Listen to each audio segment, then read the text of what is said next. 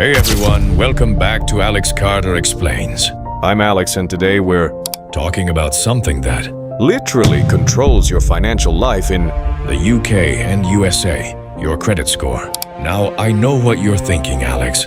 Credit scores sound boring, but trust me, this is one of the most important numbers in your entire life. Why? Because your credit score determines whether banks give you loans, how much interest you pay, whether you can rent an apartment, even if you can get a phone contract. So today, I'm going to show you exactly how to build your credit score from absolutely zero. Let's get. First, let's answer the basic question, what exactly is a credit score? Your credit score is a three-digit number, usually between 350 in the USA or between 0 and 999 in the UK. This number tells lenders how reliable you are with money. Think of it like this. Imagine you're going to buy a car and you have two friends. One always pays you back on time, the other, let's say, not so much. Who would you lend money to again? Obviously, the reliable friend. Your credit score is basically your financial reputation number.